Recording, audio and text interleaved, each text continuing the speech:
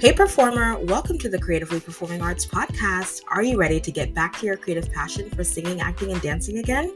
Hi, I'm Estelle, beginner voice coach, performer, and Christian creative, and I know how it feels to want to use your God-given gifts, but to stay stuck in fear. The solution is to just get started. So, in this podcast, you'll find beginner singing and performing tips, inspiring interviews with artists, and help to push past your fear so you can finally start performing again.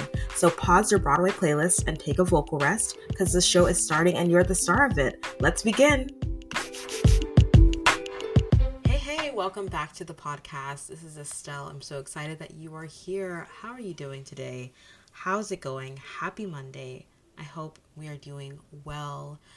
This is a show for you. This is a show for you if you are starting this Monday off and you are ready to go. You're ready to use your creative gifts. You're ready to explore the arts a little bit more. You want to be inspired. You want to be empowered. You want someone to walk alongside you and encourage you, knowing that your gifts are God-given and they are worth taking the time to explore and to grow. Then I am here for you. This is a show for you. So thank you for being here. Really, genuinely, I appreciate you and love you so much for being here and listening to this. You are taking a step in the right direction. I can absolutely guarantee you that. And I hope today's episode and interview will reassure you of that even more. So before I get into my conversation, which, by the way, happened in November, okay, it's been a long time coming. And also, it was my first conversation with two people at a time, so that's fun as well. So I think you're really going to enjoy it. I've also been thinking about posting the video recordings from these interviews and conversations. Obviously, I'd have to reconvene with my interviewees over the last year, but what do you guys think? Would you guys like to see the visual? I usually post clips of it, and I always give that disclaimer to the people that I interview beforehand that we post clips of it. But what do you guys think? Would you be interested in seeing the visual recording as well as the audio podcast? Obviously, let me know what your thoughts are. It would be on my YouTube page, my YouTube channel. Yeah, that's the word. So let me know what you think. DM me, email me, join the Facebook group. Let me know.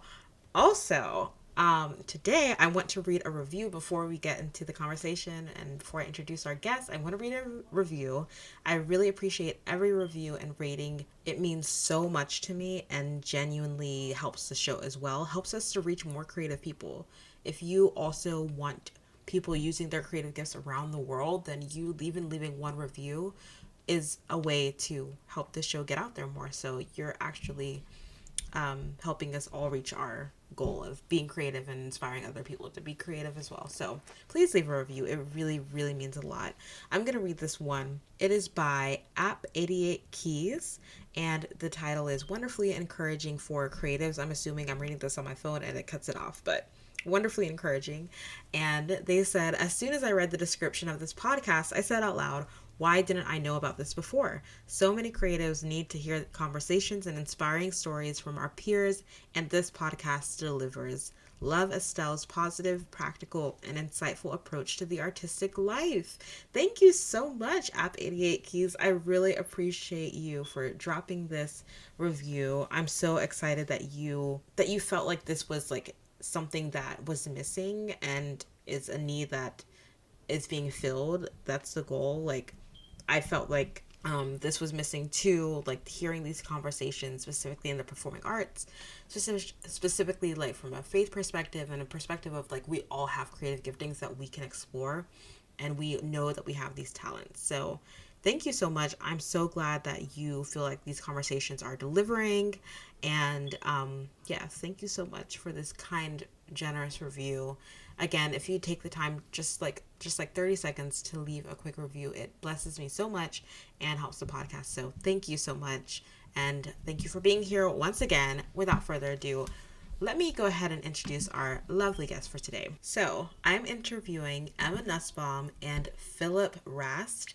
They felt God called them to increase ministry for believers in the theater industry, through Narrow Way to Broadway, which was born in 2020. Philip is in South Carolina. He works as a creative producer at New Spring Church, and Emma is in Chicago, who works as a podcast producer for Moody Radio. And they both love theater, and their mission with the podcast and the blog is to love God, love people, and love art. The mission of Narrow Way to Broadway has been to edify, unify, and fortify Christians in the theater industry. That has remained their prayer. And so I hope that you are inspired and empowered by hearing their story of listening to God's call for how they could use their creative gifts to impact more people, as well as their relationship with God, as well as just like how God has pivoted them in different directions with their creative giftings. You will learn so much and you will absolutely be inspired. So enjoy this first part of this and make sure you come back next week for part 2. Oh, also, before I forget, oh my gosh, so important. Before I forget, we are doing a free live workshop, honey, all about building confidence as singers and performers, the Confident Performer Workshop. It's going to be next Thursday, February 2nd. And finally, I got a time for you. It's going to be at 7 p.m. on Zoom, but you have to join the Facebook group, the Performing Arts Community Facebook group, link in the show notes as always, in order to sign up. So go ahead, get into the Facebook group, because that's where I'm going to be dropping in starting this week. I'm going to be there every single day, and all next week we're going to be doing giveaways. It's going to be so much fun. You have to be there. We're going to be talking about singing, building confidence throughout the week, but especially on, of course, the day of the live workshop. The live workshop, you are going to find tools and hear stories and of inspiration of how to truly build confidence as a performer, and like actual things that you can and ought to do to grow your confidence as a singer and a performer. And I know you're going to leave so inspired and feel so helped. And from there, if you would like to join the upcoming program that we're going to be doing to actually lay this all out and practically do this together, I'll talk about that more then. But it's going to be so much fun. You just have to come. You're going to get giveaways. There are going to be amazing gifts. So make sure that you're there and invite a friend as well. Go ahead and join the Facebook group. It's going to be so much fun. So get in there ASAP. Let's start singing. Let's start growing our confidence as singers and performers in 2023. Like, it's time to do this. Like, let's put into action what we've been learning, the things that you learn from every interviewee, every person that you've heard on this show. Put it into action. Start growing your confidence. Start putting into action. Take steps that are actually going to help you grow. And let's do this together, okay? So come to the free Confident Performer Workshop. Link in the show notes to join the Performing Artists Facebook group. You're already in once you join, so make sure you go there. All right, thank you so much for listening again and for being here. All right, let's get into the episode. Let's get into this interview. It's going to be amazing. Without further ado, the incredible Emma and Phillip from Narrow Way to Broadway. All right, so I am here with Phillip and Emma of Narrow Way to Broadway. I'm so excited to talk to you both. This is going to be fun, like talking to like hearing both of your stories. It's my first time interviewing two people at once, so I'm so excited. But how are both of you guys doing today? So good. I'm doing great. It's a rainy day here in South Carolina, so I'm feeling chilly. The vibes this morning. Feeling the rainy, melancholy vibes. I know Phillip has already decorated for Christmas. Yeah, I just told Estelle there's a Christmas tree on the other side of that doorway. I love it. Fantastic. Yes.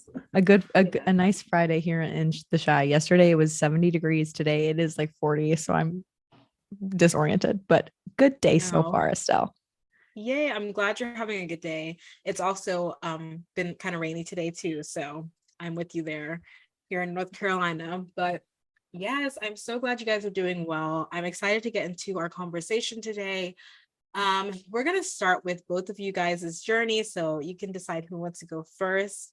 But I always say on the show, you know, everyone has a different journey, and it's okay, whatever your journey looks like, the ups and the downs, you know, it's all a part of who God has called you to be, who God has created you to be, and is continuing to mold you into becoming. So I would love to hear you guys' story, specifically your journey so far as an artist, as a creative, how you came to be where you are now as creatives. So Phillip, you're already unmuted. You want to go first? Yeah, I'll go ahead and go first. So my name is Phillip Rast. I am originally from Florence, South Carolina. I was telling Estelle, it's a place. It is just a place on the interstate. You've probably driven through it if you've driven anywhere from up north down to Orlando, Florida, or if you've gone to Myrtle Beach, you've driven through Florence. But it is normal, average American town. And so I grew up in church, awesome family. I think I was literally in church within a week of me being born. So yeah, I've been in church my whole life and around the faith and around, people of faith. And at a really young age, my church was already creating opportunities for people within the arts, in the form of children's choirs and children's plays and stuff like that. And I went to a larger church with about 1,500 members, so there was lots of other kids. It was kind of just what we did, like Wednesday night choir, and then once a year you would do the church play. And I went to the Christian school, private school that was a part of the church all the way up through elementary school. So the arts and music was always appreciated in a way. But there came a moment when I was like 7 or 8 years old when it became clear to my parents that there was like this kid really likes to sing and really likes to perform, and like we got to put him in a show. So my community theater was doing Oliver, and I started doing community theater, and I did community theater until all the way up until college. So I did 50 shows, something like that. It was a lot That's of shows at my crazy. community theater from 7 years old to high school. And then around high school, I was trying to figure out like, okay, where's the Lord like asking me to go? I was really pulled to go to this Christian school. I felt like that's what God was calling me to do after I went on a mission trip with my church and was talking to mentors. But then there was also, this like, I don't know, thing inside of my soul that was like, I feel like I maybe want to pursue theater and performance as my career. So I was thinking like either dentist or youth pastor or actor. Um, and so the actor route ended up coming to be what happened. I ended up going to Coastal Carolina, where I got my degree in musical theater, Shants up, and I worked professionally all through college, post-college, the Lost Colony. I was a barter player at Barter Theater, which was the greatest year and a half of my life, and probably the place that I will call my artistic home for the rest of my life, from the things that I learned and got to experience there. Then I was at the Greenbrier Resort in New York and all over the place doing theater and performing, and thought that was it. Then the thing that happened in 2020 that shall not be named happened, and and I lost all of my work for the next like year and a half that I had lined up, within the course of like 2 to 3 days. And so I was at home working in the Chick-fil-A drive-through, and I felt God, starting to stir some stuff inside of me when it comes to like faith in the performing arts. And in a lot of ways, it was manifesting as anger and frustration inside of me. And so I was really confused of like, why am I like angry at theater and the arts and things of that sort. And then I was on like a run one day, and I very clearly remember God saying like, that's what I created you to care about. Like, it's not like it's a good, like a righteous anger and frustration, but I've created you uniquely to be able to, do something about it. So go do something about it. So then came about Narrow Way to Broadway. We'll get more into that later, I'm sure. But then post that moment working, creating Narrow Way to Broadway, things going great. I say we as in I, felt God call me to step into ministry and see what was going on in the church world. And so I took an internship with New Spring Church in Clemson, South Carolina, moved up to Clemson in September of 2020, interned, then ended up working for Clemson University Athletics for a little while, which was wild. And then I ended up having a position offered to me, after interview process and everything, with New Spring Church as the producer of New Spring Church Creative. And here we are today. Wow, what a journey. Okay, there is so much there. I love that. I love the, dentist or actor. Okay, actor.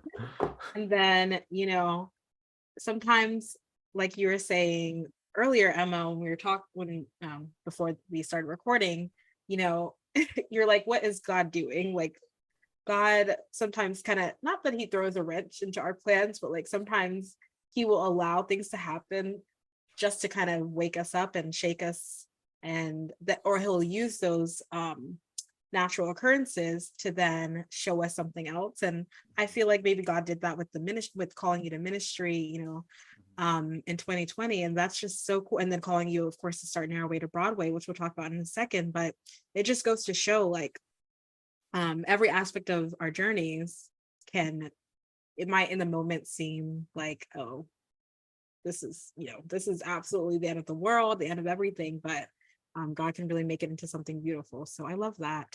Emma, let's go over to you, and then we'll kind of go back to Narrow Way to Broadway. Yes. So fun. Estelle, thank you for having us. It's so funny to like tell your story. Which is funny because this entire podcast / my life is all about storytelling. But when it comes to actually sharing mine, it always feels just like there's so much the last 26 years of my life. But yeah, I kind of grew up with a little bit of a different background to Philip. So like Philip said, he grew up very consistent in the church.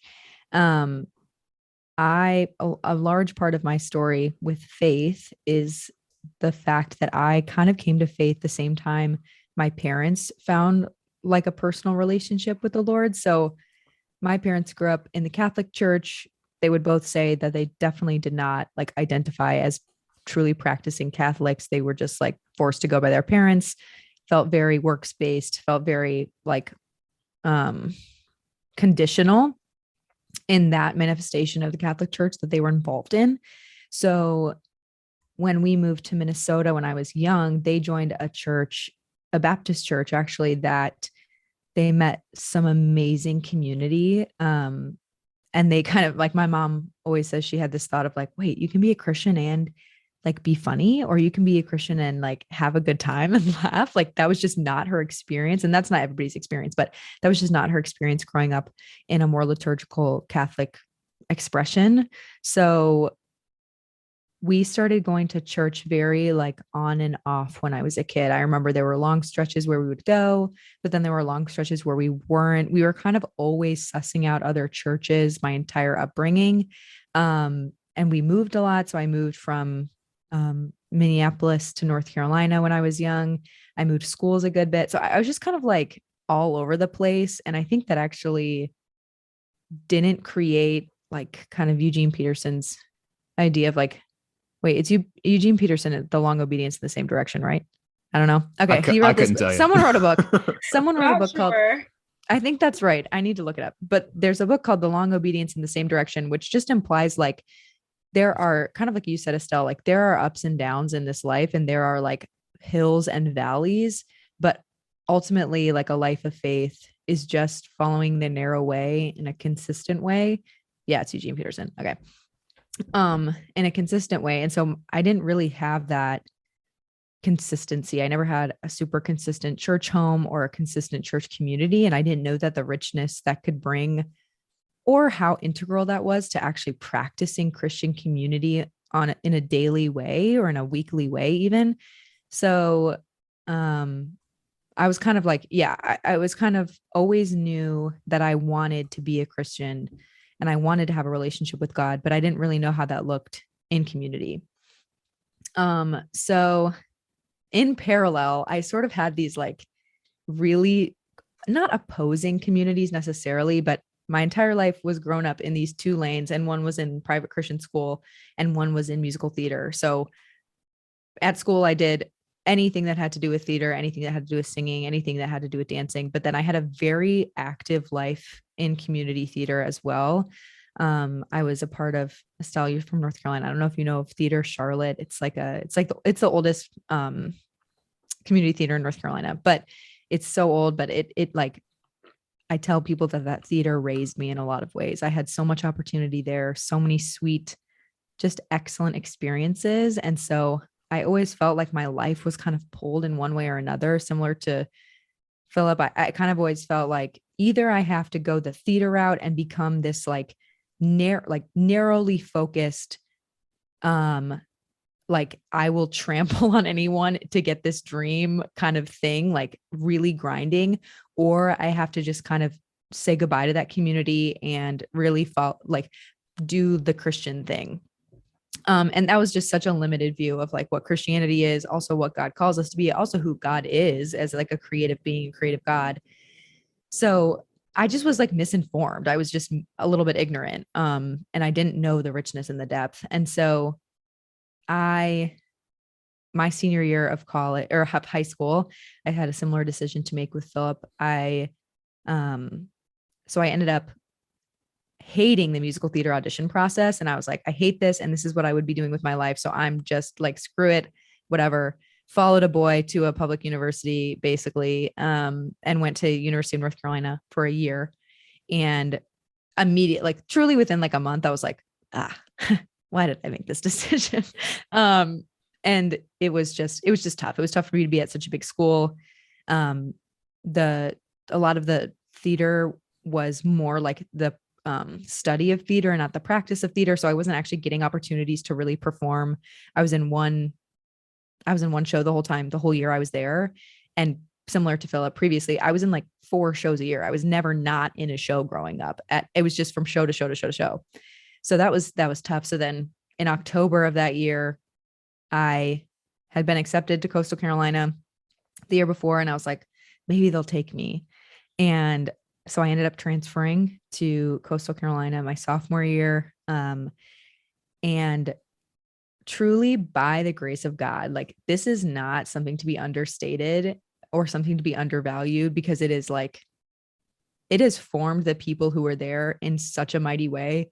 Like the Lord was just doing something within the Christian artist community there. And I think continues to do so, that all of a sudden we all showed up thinking we were going to be like the singular salt and light of that theater program. And like all of a sudden there was this amazing, rich Christian community within the theater program that existed. And it is one of the things that I can point to and say like God was there, the Spirit was there and like wanted to form me through this. Mm-hmm. And so that was sort of my first true exposure to what great Christian community, great co-ed Christian community accountability could look like.